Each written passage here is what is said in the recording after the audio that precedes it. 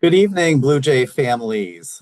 Thank you for joining us for the Hop on Board webinar series. As many of you know, you will see me often throughout the summer as you join. My name is John Fox. I serve as the project manager for family engagement, and my work supports Hopkins students, families, cross communication programs, and services from our office. So tonight, I want to welcome all Blue Jay families and students who are joining us. Our topic tonight is focused on student health and well-being, a very important one, and really the foundation of your student success at Hopkins. And so tonight we are recording this, and as some of you are probably noticing, we are posting those on our webpage, and we have both recordings and the slide deck available a week following the webinar itself. So feel free to go back, and we can drop the link in at the end. So for tonight, we have representatives who are actually, let me advance, hold on a second. I forgot to share my screen. Apologies, families. Here we go. Okay, there we go. All right, so tonight we have representatives from Student Health Promotion and Wellbeing, Student Health, primary care and mental health services, as well as student disability services. So you have a great panel here that you see on your screen, and they will all present some content from their individual areas. We're also including health insurance in our presentation tonight. A couple reminders about participating this evening. For you to ask questions of the panel, there is the Q&A feature at the bottom of your Zoom screen. You can post questions in there and we will see those. We will wait until the presentation is over and then we will start responding to your questions. If you're unable to ask, or if you have questions outside of tonight's topic, or you have something that you wanted to follow up on, you're also welcome to email us at bluejayfamilies@jhu.edu. Yours truly, I will, and the person who's responding to those, so feel free to reach out. All right. So without further ado, I would like to now introduce my colleague, Jackie Stone, who serves as the Executive Director of Student Health and Wellbeing. Good evening, good afternoon, good morning, depending on where you're tuning in from today. I'm glad to be with you all. Again, my name is Jackie Stone. I'm the Executive Director for Student Wellbeing, and I'm thrilled to be with you all to talk about this very important topic. We've already used the word well-being a couple of times today, and I wanted to talk about how we define well-being here at Hopkins. So the definition is on the screen here. It's an optimal and dynamic state that allows people, our students in our communities, to achieve their full potential. And I just want to unpack that for a quick moment. What is their full potential? I don't know about you all, but my full potential looks a little bit different on a Monday than it might on a Friday afternoon. Looks a little bit different on a sunny day than it does on a cold, rainy day. I'm not a winter gal myself. And so when we work with students on well-being, we're meeting students where they are, and we are also teaching skills, behaviors, ideas around self-compassion and helping folks do a little less social comparison, which is hard sometimes in an incredible place like Johns Hopkins University. We know that their full potential looks different after a good night's sleep than a not great night's sleep. We know that full potential looks different when we've nourished our bodies, when we've had a glass of water instead of only soda, right? And so that's what health promotion and well-being is doing. We're talking about skills, behaviors, and we do that in partnership with all of the wonderful colleagues who are on that call, on this call tonight. Just wanted to set the stage for what we're talking about. And you also see on the screen our 8 elements of well-being. So we're talking about physical, emotional and mental well-being, professional, religious and spiritual life, environmental, financial. I won't go through all 8 elements, but we're talking about all of those and all the resources that you hear about tonight. And so much more can all be found on wellbeing.jhu.edu. And we'll pop that in the chat.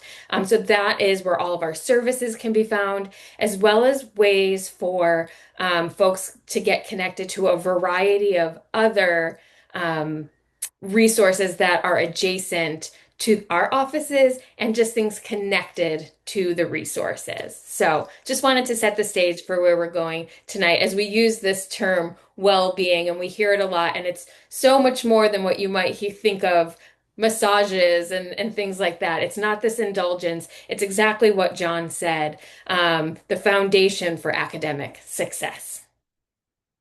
Next slide, John. Thank you. So that critical part of academic and interpersonal success. So our office is doing those workshops and services to help your student learn those behaviors to support them in the classroom and out of the classroom. It's not something they can do in their free time. It's absolutely integral to what they do to be successful. That sleep is so important. Nourishing their bodies, making those social connections, moving, right? The exercise. Those are things that are going to help support so they can be successful in all those places. So here's some examples of the things that we do. Meditation and mindfulness workshops. And this is all evidence-based work, right? The science supports these activities. They're interactive programs that folks can hop into. That was not an intentional pun. They're no additional cost. We do them in the residence halls, in the student center, in our own spaces, either led by our staff or a group of peers. All of your students will engage in bystander education and consent education during their first year. We also offer a wealth of services.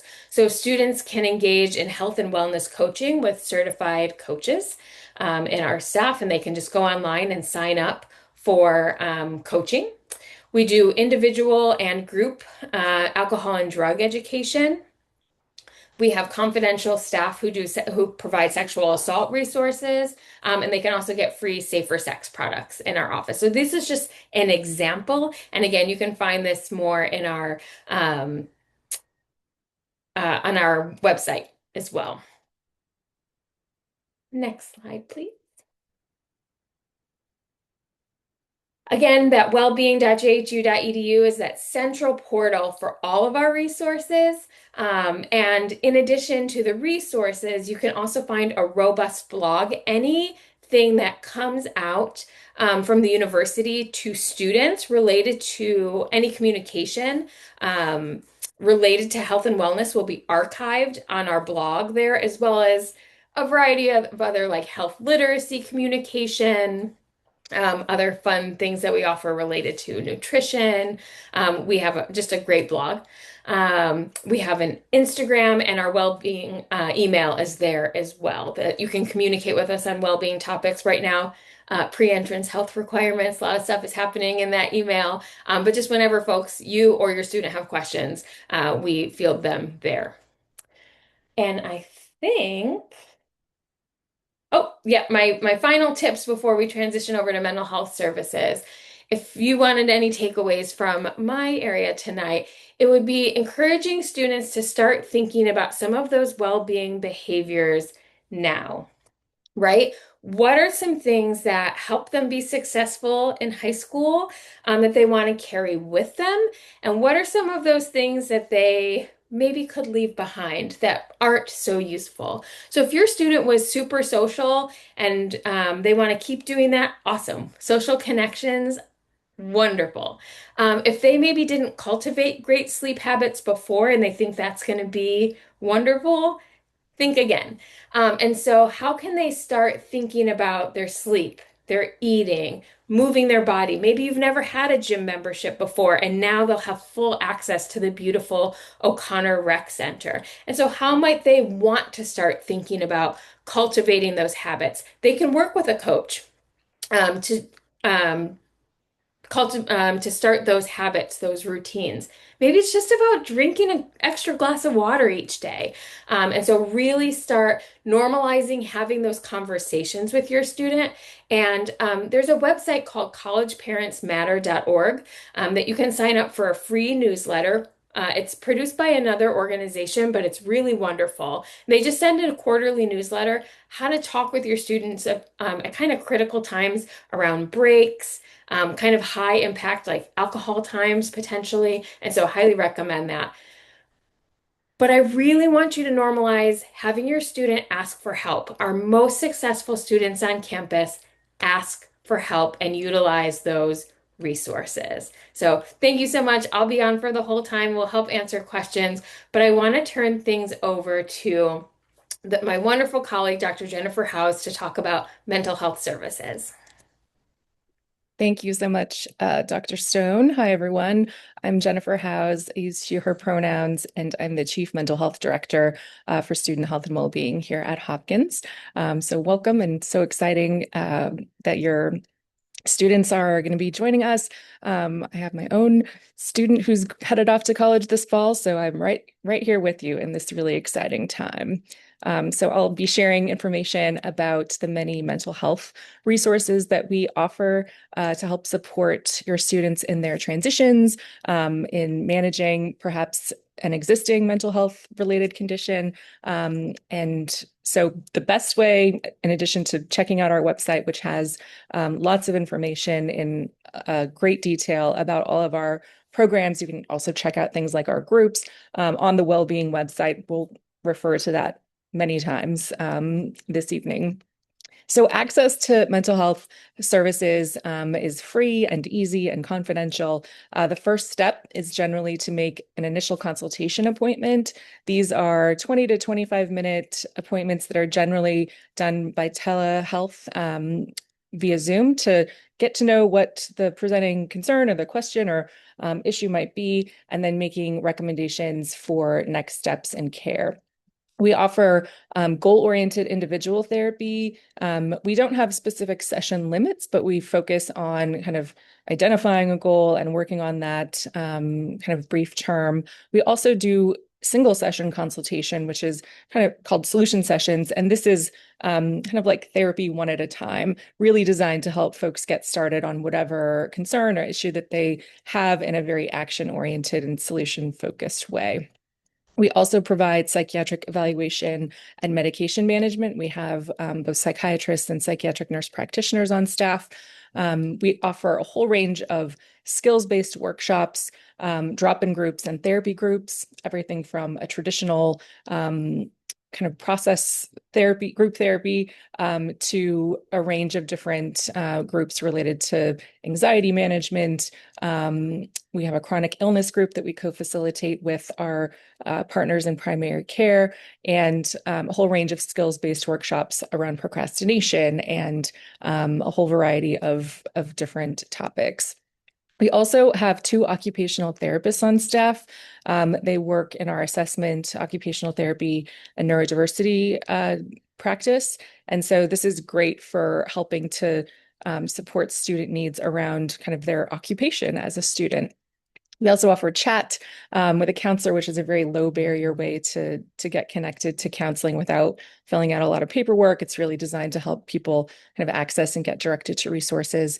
And then we do a lot of training on suicide prevention, mindfulness, and a whole range of other ways that we make sure that our community is one of care that looks out for one another. And then if folks do need care that might extend beyond our kind of goal-oriented model, we can also have support for referrals to the community through our case management team. And we do recommend if folks have a relationship with a therapist, sometimes they are able to continue to see that person depending on, which state you're from and whether the therapist is licensed in Maryland. But we do encourage folks to be proactive and think about if they have been in some kind of mental health care, kind of what that transition and what those needs are. And we're happy to help support that transition to a community provider, or of course work with students within our practice. I see a question and I'll answer just since we were right on the services slides. We do continue medications and start medications for ADHD. On our website, you'll find information about how to get information from the previous prescriber and get that kind of set up. We do both continue medications through our mental health service as well as primary care. We kind of make a determination about what makes the most sense based on, how long someone's been taking it and any information from their provider. We can go to the next slide now. We also offer a range of online resources that students can access. Timely Care is a really robust resource that offers 24/7 kind of on-demand consultation with licensed clinicians. If someone just needs a quick chat or might be experiencing some distress, they can access Talk Now. Students also have 12 free scheduled counseling visits per year through Timely Care. This is great because it's a nationwide network in all 50 states. And so sometimes, folks will use this over the summer if they're going to be out of state, but it's a really great resource. And then we also offer psychiatric services through Timely Care. Timely Care cannot prescribe controlled substances. So, nothing related to stimulant medication for ADHD, benzodiazepines, anything like that. The Calm app is a really great resource too. Everyone at Hopkins has free access to the premium version of the Calm app for, sleep stories and meditation. And I think they have movement exercises and music and all sorts of things. So it's a really great resource. And the stress and depression questionnaire is something that every student gets typically once per year. It's just a screening tool, but it also offers an opportunity to dialogue anonymously with a counselor if someone has questions about kind of the self-assessment, and it's another way to get access to resources and get referrals to other resources as needed. Regarding Timely Care, there was a question around, is it per academic year? I think it rolls over in July, so it extends kind of beyond the academic year, but it's 12 sessions. You can also, if you really love your Timely Care therapist, and you are under the Wellfleet health plan, you can continue beyond those 12. And I think it ends up being like less than $10 per session when you get kind of reimbursed from the insurance. So it's a great resource. And then I'll just answer this as long, if that's okay, John. We don't take insurance because our services are free. So if you're prescribed a medication, that would be filled at a pharmacy in the community and, through insurance. But all of our, individual sessions, group workshops, any kind of service that happens inside of our clinic is free, and we don't bill insurance. Go to the next slide. I also want to mention our behavioral health crisis support team. This is an amazing resource. Hopkins is the first campus-based 24/7 mobile crisis co-response team. And what this means is that we have a team of clinicians who are available to dispatch out and co-respond with our specially trained public safety officers 24 hours a day, 7 days a week. So that means if someone is experiencing some distress, in an academic building or in a residence hall, our clinicians will actually come out to that person and speak with them, de-escalate, provide support, get connected to resources. We also have the 24-hour access line. So that's how folks can get in touch with the team. The number is here. I always encourage students, and we do this during orientation as well, like put this number in your phone in case you or someone that you know might need it.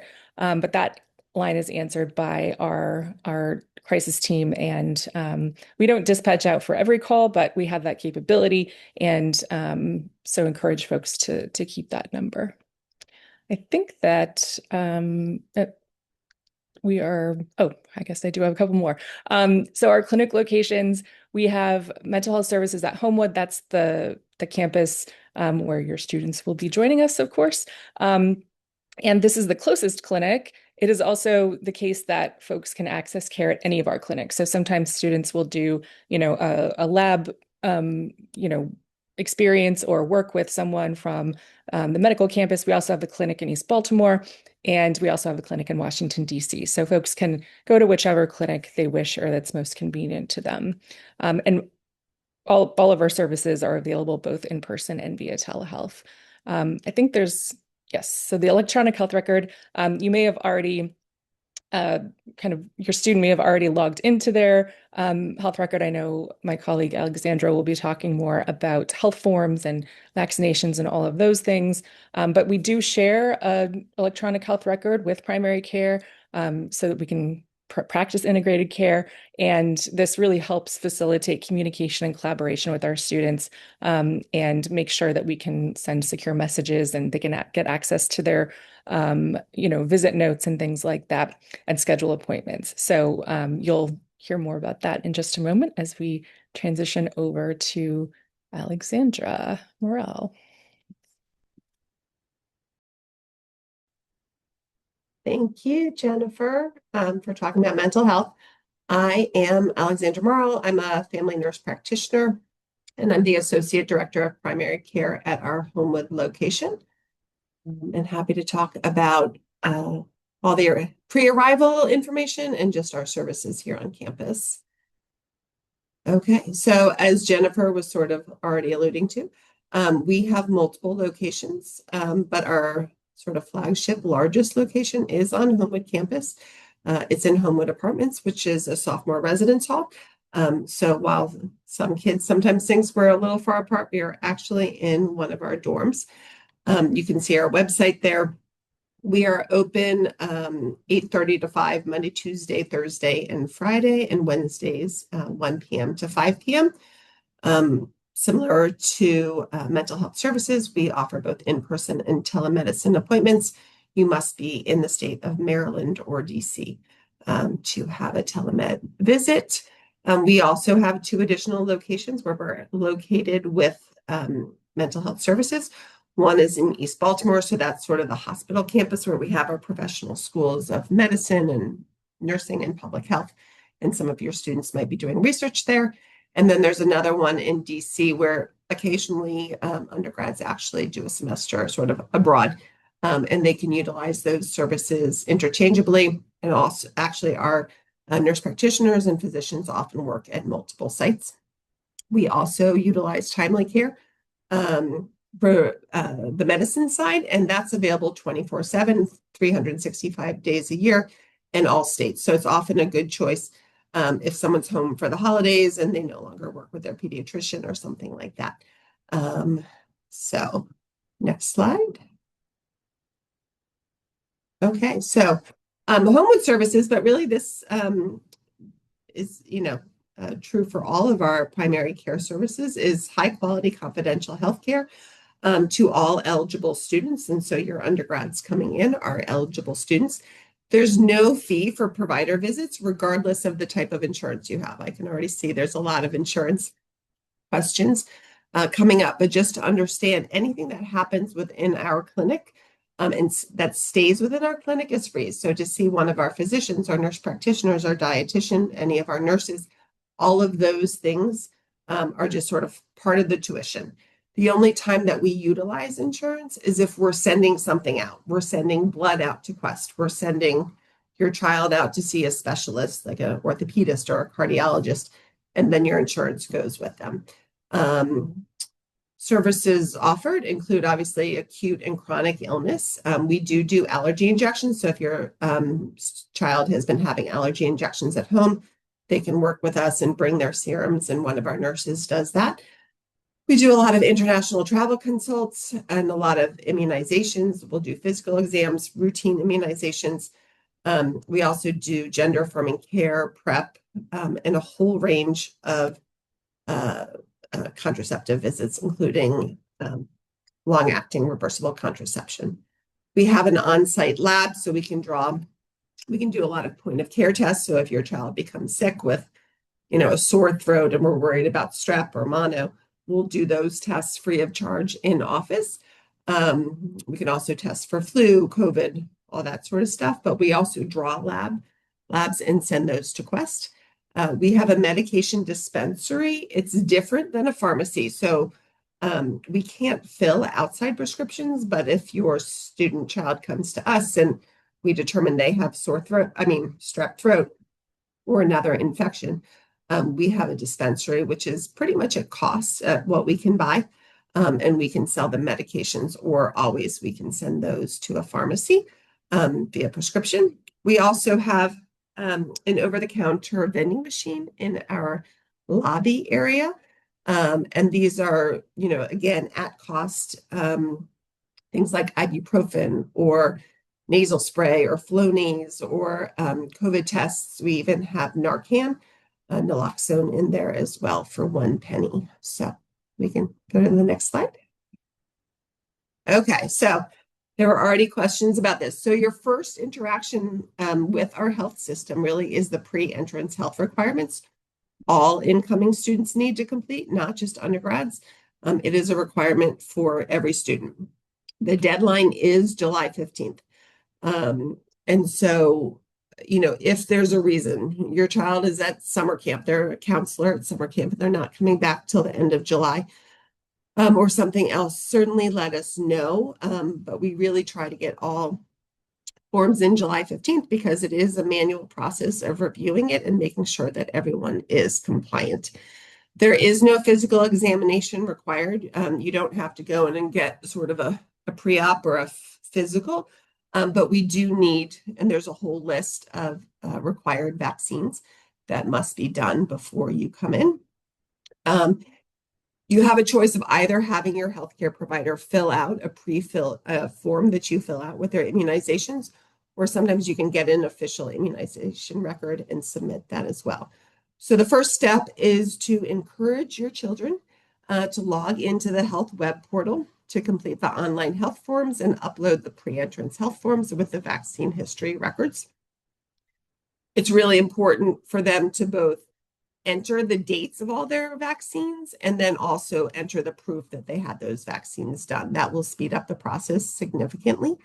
And you'll get a result back about compliance more quickly.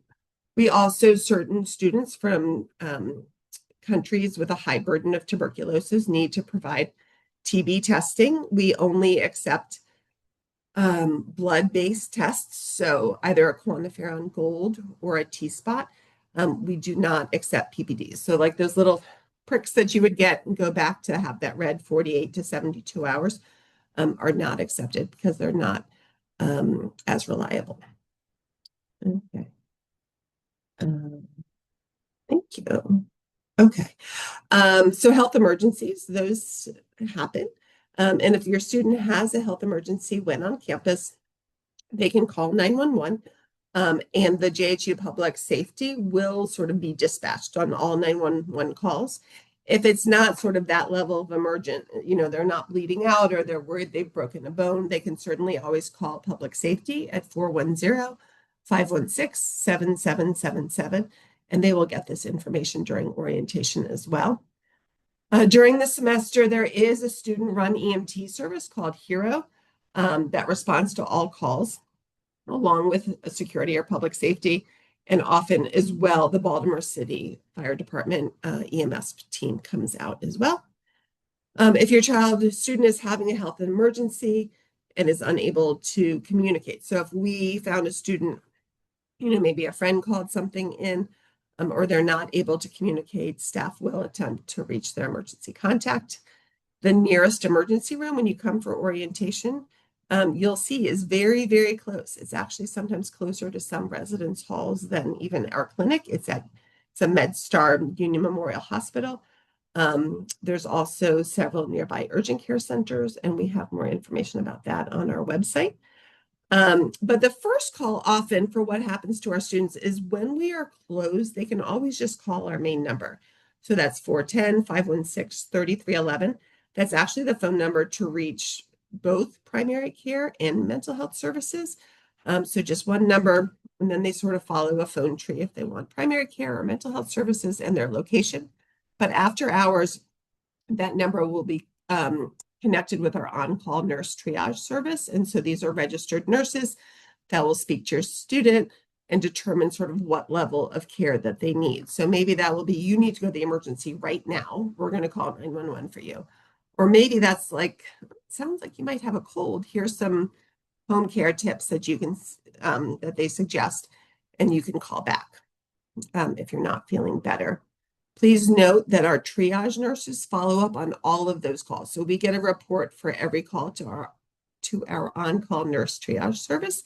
And then one of my triage nurses the next business day will try to reach the student by phone. And if they're unsuccessful, because as you may know, having 17 and 18-year-olds, they don't always like to talk or answer the phone. So then if they don't reach them by phone, they'll send a secure message, which sometimes elicits more of a response. So encourage your kids to answer the phone if they haven't been feeling well and they've contacted us, because that really allows us to reach out to them, to assess them, and try to fit them into the schedule as soon as possible. I would like to note that for Homewood, especially, we hold about 50% of appointments available for same-day visits. We know, especially at certain times of the year, that our students are going to get sick with, whether it's called frat flu or freshman plague, but usually just an upper respiratory infection. And so we want to be available to students to help assess them. Okay, pre-arrival tips. Okay, so things that you want to start working with your student ahead of time so they're prepared, to adult in the medical sphere here at Hopkins. So they want a list of their medications and their doses. We highly encourage that they get refills filled, ideally a 3-month supply prior to coming to campus. There is a local pharmacy, it's a CVS pharmacy on St. Paul Street, which is sort of a popular avenue for our students to go. There's a Chipotle, there's a Starbucks, there's those sort of things. And so it's very walkable and close to campus. And so you could certainly have prescriptions transferred there, but they're going to have a lot to do when they first get here, and sort of overwhelmed, and filling their prescriptions is not one of those things. And so ideally really make sure that they have at least that 90-day supply when you drop them off in August. Everyone should be seeing the dentist every year or even every 6 months, so make sure you schedule that so that the second visit often follows during winter break. If your child wears glasses or contact lenses, bring extra pairs. If they wear contact lenses most of the time, make sure that they're also bringing a backup pair of eyeglasses. Things go missing, they leave their contact lenses in too long, they get an eye infection, they need to switch to glasses. So you really want to bring as many pairs as possible. I like to bring, I've sent 4 kids to college, I like to bring a little sort of medication box with over-the-counter medications and a first aid kit, including a thermometer, is really important so that they can really assess. If they're talking to our nurse advice line, they can take their temperature and say, my fever is 101 or it's 98.6. And so that's important information. If they intend to use a bike or a scooter, especially if they want to rent one of those sort of Lime scooters, please encourage them to bring a bike helmet and to use it. They want their insurance card, a copy of their prescription plan card. If they have that, have them take a photo front and back of both cards and have it with them at all times. Make a separate folder in their photos so that they have that easily accessible. And find out what your preferred lab is. Do you always have to go to LabCorp, or do you always have to go to Quest for the best rates? And make sure your child knows those things. If you have a chronic health condition, such as diabetes or Crohn's disease or something like that, please start planning now. So you want to get a copy of any important medical records and have a physical copy and probably an electronic copy of that as well. You want to speak to your specialist, ideally pretty soon, and ask them about transferring care. Some specialists, especially if they're closer, will continue to provide care to your student while they're here. But sometimes, especially if you're in California and you have Crohn's disease, you might need to see someone in the local area. And so sometimes those appointments can take about 6 to 9 months to make. So we want to start helping you make those now. Sorry, my screen is blocked.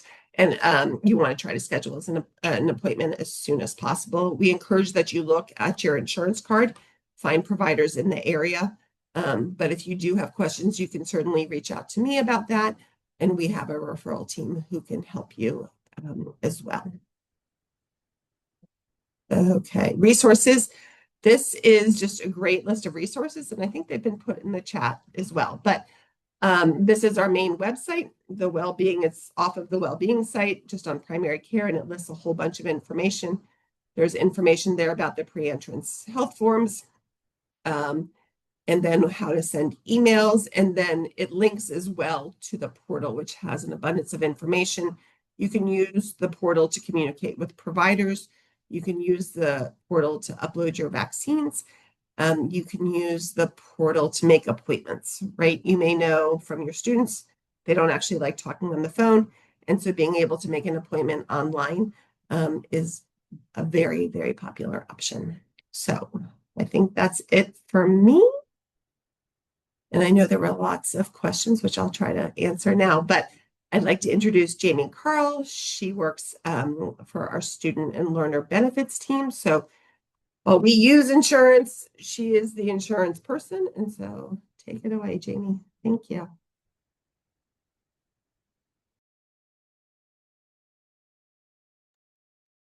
Hi, welcome to JHU. It's so nice for you all to be here. I just want to let you know that we are all here as a resource for your student. And we are all work very well together. And if you reach out to one of the offices and it's not the correct office, I'm sure we'll get you to the right person. Next, thank you. So JHU students are eligible for medical insurance that also includes physical and mental coverage, dental insurance, and vision insurance. The plan year consists of 2 semesters. The fall runs from August 15th to December 31st, and spring runs from January 1st to August 14th. Next slide. So one of the questions I've been seeing in the chat, medical coverage, it's through Wellfleet, which utilizes the Cigna PPO network. So you don't need referrals for this plan. It's a PPO. You could see specialists and don't need to see any other doctor in order to make that appointment. It's an international plan, meaning that it will cover you abroad as well in the US. If you are abroad, you might have to pay out of pocket, and it'll be processed as an out-of-network benefit, depending on the country, and seek reimbursement through Wellfleet. Dental coverage is through Delta Dental. It's the PPO and Premier Network, and vision is through iMed. Next slide, please. So we have partnered with Academic Health Plan. We call it AHP. They are our one-stop shop for all of your plan needs. So on the website, you can see your enrollment. You can, that's where you'll also process a waiver. You can purchase dental and vision if you're not already auto-enrolled into those coverages. Everything will be done on the AHP portal. To be eligible for the Wellfleet plan, a student must be in a degree-seeking classification at JHU, cannot be in a certificate program. If they're registered in one or more of the following schools with at least one in-person class. They can't be just an online only student. Online only students are not eligible for the plan. You have to be taking at least one in-person class on any of our campuses. Here is a list of the schools that this applies to. Yeah. Next slide, please. So the deductible is really low for this plan, which is a great plan. It's $150 for individual and $450 for family. The deductible has to be paid in order for the plan to kick in. The Cigna PPO plan covers in-network providers at a 90-10 ratio, meaning that 90% of the claim will be paid by the plan and 10% would be your cost. That's after the deductible is met first. The out-of-network covers non-Cigna providers at 84/16 at 3 different ratios depending on the level of coverage. Mental health providers out of network is still 90/10. But like primary care is 84/16 and specialists are 70/30. Preventive care is covered at 100% for in-network and 84% for out-of-network. This also accompanies with a prescription plan through Express Scripts, $15 copay for generics, and a $25 for brand name. So the dental and vision plans, as I said before, they're Delta Dental PPO Premier Plus is the network, and iMed is for vision. They are allowance plans, meaning they allot a certain amount of money for you to utilize during that academic year. And then once that's used by the student would have to cover the rest of the cost.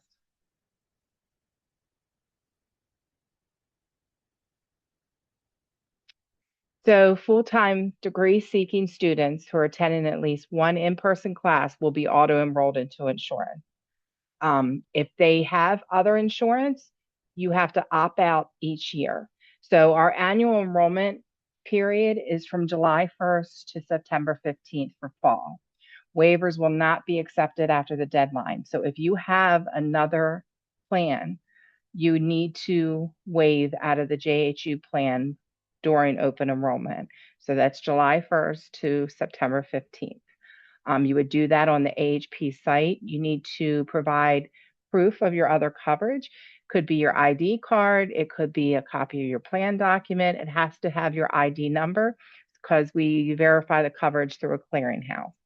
Undergraduate and master level students can enroll into dental and vision on the AHP website. They would have to pay the premium at time of enrollment to AHP.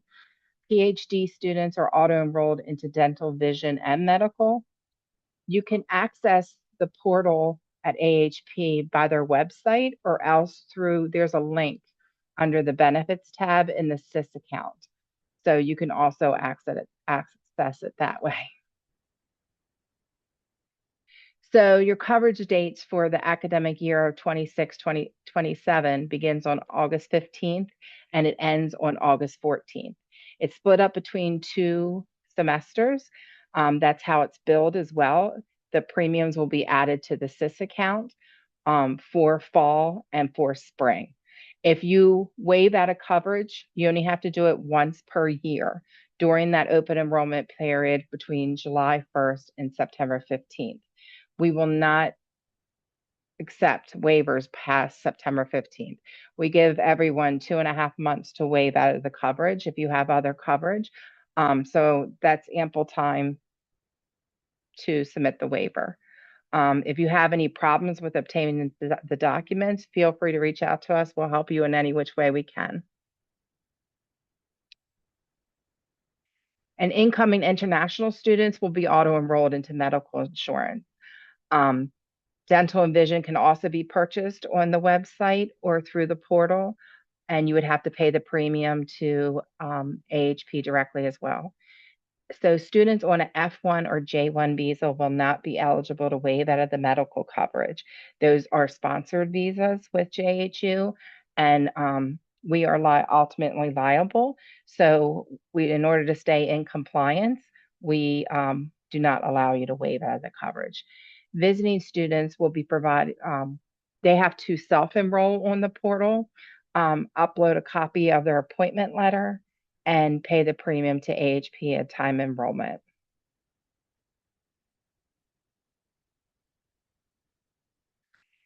You can make changes to your benefits and you can enroll onto the plan at any time during the year if you experience a qualified life event. We call it a QLE for short.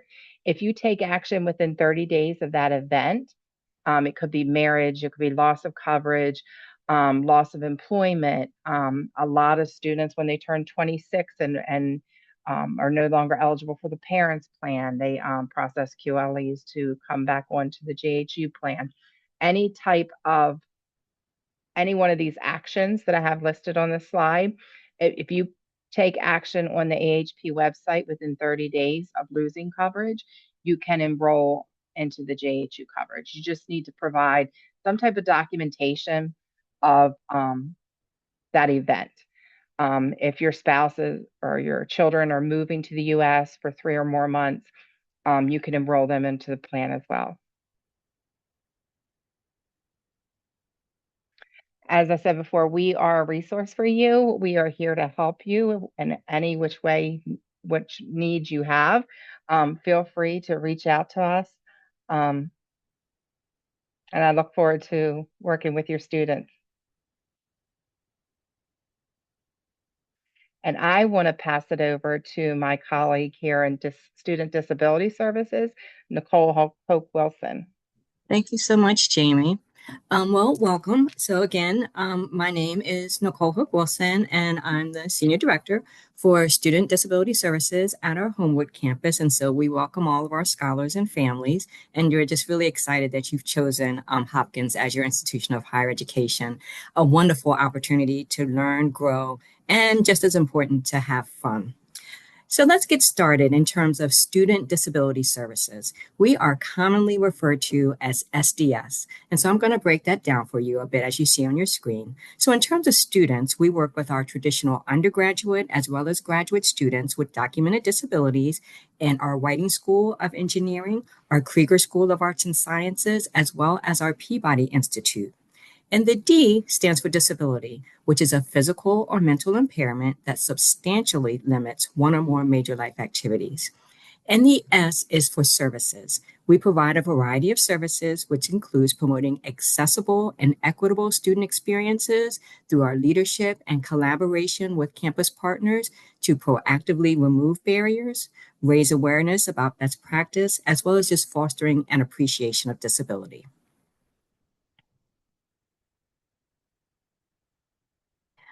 So in terms of the transition from high school to college, we really work to ensure equal access and equal opportunity for our students with disabilities. And so the rights of students with disabilities are different in college from what they were in high school. And so it's important that high school students and you as their parents and caregivers understand these differences and plan appropriately for your students' transition to post-secondary education. So students in high school are covered under what they call Individuals with Disabilities Education Act. And IDEA gives all students in primary and secondary levels the right to a free and appropriate public education. And so this includes providing students with accommodations, educational services, therapies, and curriculum modifications. Now, when it comes to students with disabilities in post-secondary settings, we're covered under the Americans with Disability Act, the ADA Amendments Act, and Section 504, Subpart E of the Rehabilitation Act. And so really these regulations give our students the right to equal access to programs and to our services. And so as colleges and universities, we are not required to provide special educational services, therapies, or curriculum modifications that would really fundamentally alter any of our programs or our classes. So college and universities, we routinely offer services to students, to all students, which includes tutoring, counseling, which you've heard about, and our health and wellness programs, but as well as study skills and time management training, all of which you've heard about this evening.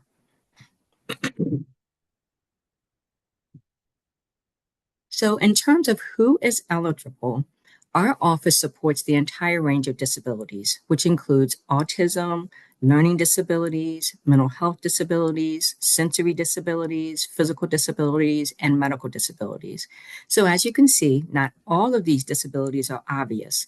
Many are non-apparent to others and may remain completely hidden unless a person chooses to disclose it. However, a disability being less apparent to others has no bearing on its impact to the person living with it or the accessibility barriers that they face. So it's important to remember that individuals with non-apparent disabilities have the same legal rights as those with apparent disabilities, including the right to access reasonable accommodations. So just because a disability is not apparent does not mean that it does not greatly impact a person's daily life. For example, dyslexia may make may make tasks such as reading, writing, and learning extremely challenging. However, there are various accommodations that really can aid individuals with dyslexia, such as changes in text background color or contrast, or the option for text to be read out loud. So similar to apparent disabilities, non-apparent disabilities are on a spectrum. So for example, mental illnesses such as anxiety and depression can cause varying levels of difficulty in different situations and on different days. But by creating more inclusive and accessible environments, we at Hopkins help to ensure that everyone has equal access to our opportunities and our resources. And so we've worked through this interactive process, which is really just a collaborative dialogue between the student, campus partners such as faculty, it may be on-campus living, dining, transportation, and SDS, Student Disability Services, to determine whether effective, reasonable accommodations can be made. And so we always begin with the framework of, is this a student with a disability who needs an accommodation that is reasonable and necessary for equitable access and non-discrimination, that will logically remove an unnecessary academic barrier, but without fundamentally altering academic or our campus standards, objectives, or experiences. And so this process is about ensuring equal access and equal opportunity. So it's not about facilitating a specific accommodation or a specific outcome, and what this looks like will really vary by each student. So when it comes to the words accommodation and access, what do we really mean when we say an accommodation? An accommodation is really just a modification or an adjustment to an academic policy or procedure that allows for equal access. Accommodations are not meant to ensure academic success, provide comfort, or reduce discomfort. They do not guarantee improved performance, test completion, or passing score, but instead ensures that students with disabilities are not disadvantaged in their education simply because of their disability. And when we use the word access, we mean an equitable opportunity to full participation. So simply put, it means being able to fully engage and participate in the same activities, campus services, benefits, and experiences offered to a student without a disability, to utilize the same information shared with everyone else, and to have the same opportunity to achieve. So when we think about the areas in which we provide accommodations in the areas of academics, housing, dining, and transportation. Academic accommodations may adjust the method in which academic tasks are accomplished, but without substantially altering the task itself or the academic rigor that's required.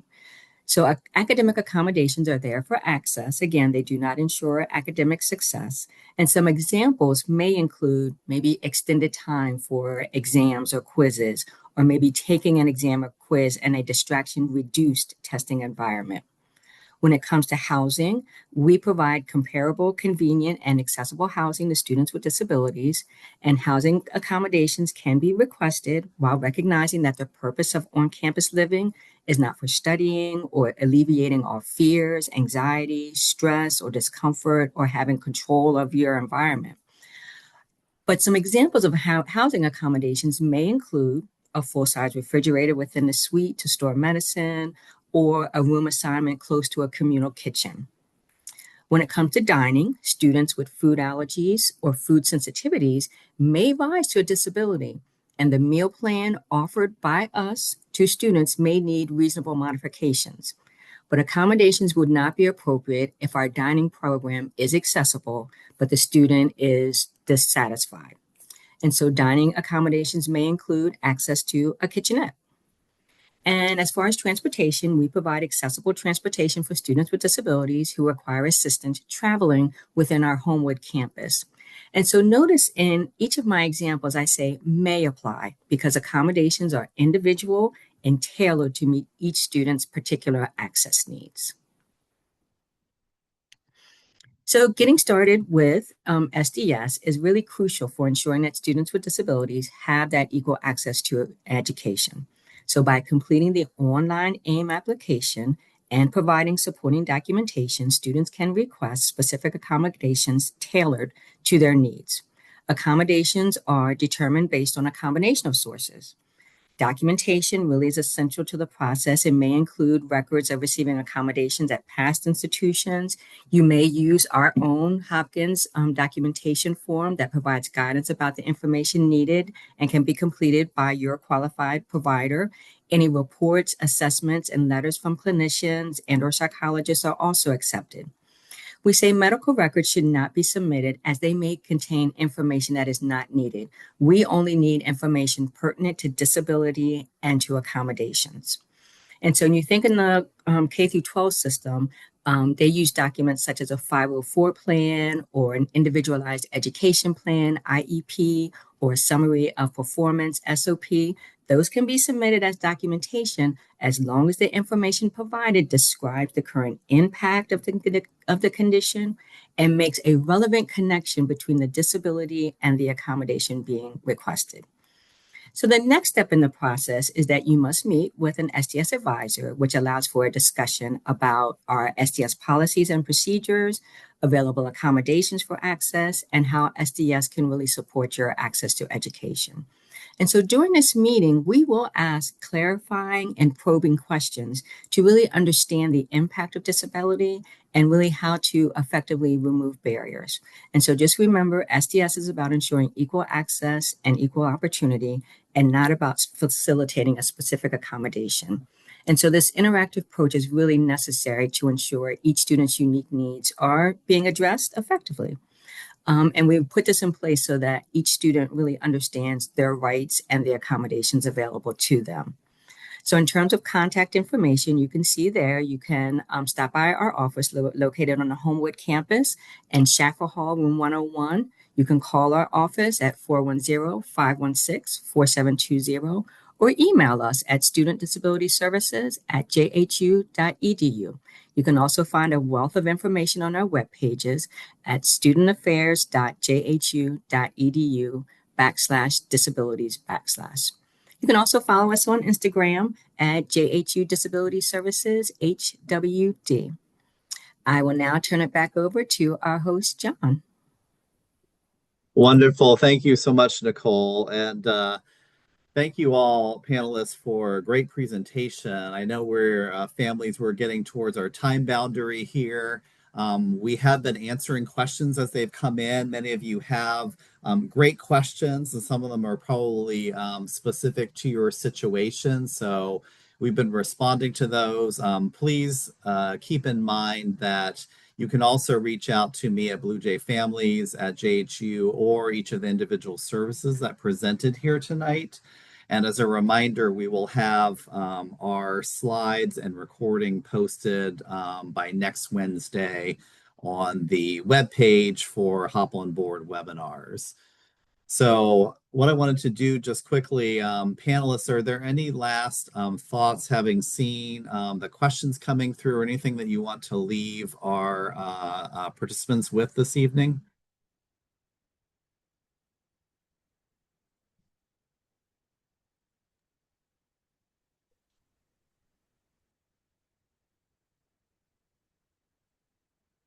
All right, very good. Well, thank you all so much. First, families, just join me in thanking the panelists. We know it's a lot to take in. This is a really important area, and there's a lot of detail and processes, so don't feel like you had to absorb it all once. So that's why we make these things available to you so you can go back and review and try, rather than trying to remember what you were told and so forth. But know that we are here for you as panelists. We're sharing, and we welcome you reaching out anytime that you need clarification or have further questions. Also want to thank you families for joining us this evening, as well as our incoming students who also are on the webinar. So a final note is that, as you know, we have ongoing Hop on Board webinars. Our next one is happening in 2 weeks. And that is on July 1st at 7 p.m. Eastern Time, and that is focused on campus safety and transportation. We will do reminders about registering for it, but you can register for it now on the Hop on Board webinar webpage if you haven't done so thus far. And then a final note for students and families, just I say this every time we meet, just a reminder about new student orientation does start on August 23rd at 6:30 p.m. That's mandatory for all students. And we just tell you that to make sure for your planning, you are ready to go. You will move in students on the 23rd, and orientation begins that evening and goes through Sunday, the 30th, with classes beginning the following day. Families, you're certainly welcome in Baltimore, but please keep in mind your student will be busy and scheduled throughout that entire week. And so you will not really have time that you can connect with them, but we do invite you to see the sites and get familiar with Baltimore if Baltimore is new to you. All right, with that being said, just a couple minutes after 8, thank you all so much for joining. We look forward to seeing you next time, and please let us know of further questions. Thank you so much and good night.